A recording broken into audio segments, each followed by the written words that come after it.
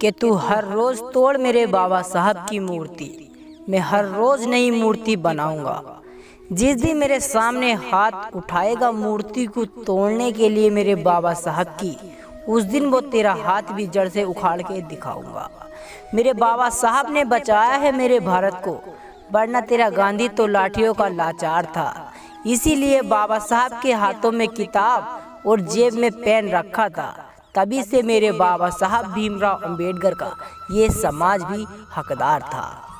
और किसी के बाप में दम नहीं था संविधान लिखने का, तभी तो मेरे बाबा साहब भीमराव अंबेडकर से लिखवाया है कि रोता भारत का एक बच्चा अगर मेरे बाबा साहब भीमराव अंबेडकर ने स्कूल खोलकर ना पढ़ाया होता।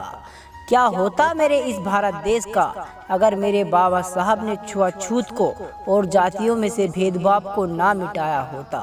सूख जाते हर किसी के आंसू रोते रोते, न जाने कितने मर जाते भूखमरी से।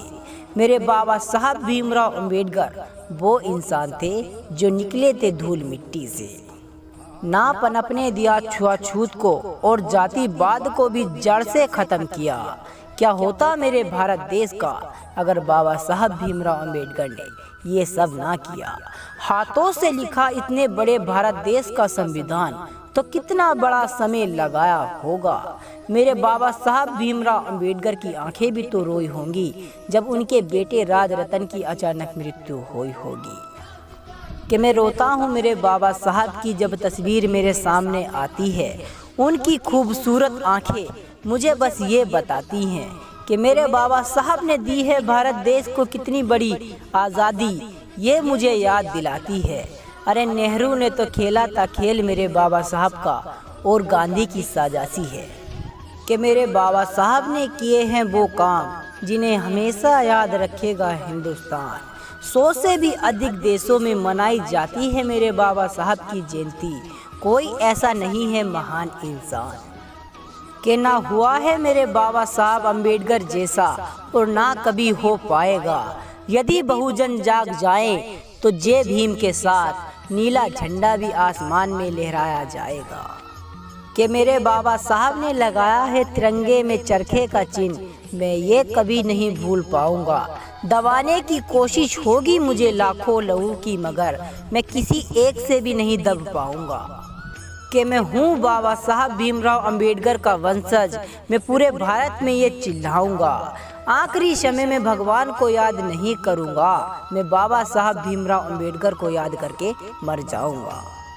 बाबा साहब भीमराव अंबेडकर ना होते तो मेरी माँ मुझे तब भी जन्म देती, लेकिन बाबा साहब भीमराव अंबेडकर की वजह से ये ज़िंदगी मिली है, वरना ये ज़िंदगी तो जानवरों से भी बदतर होती।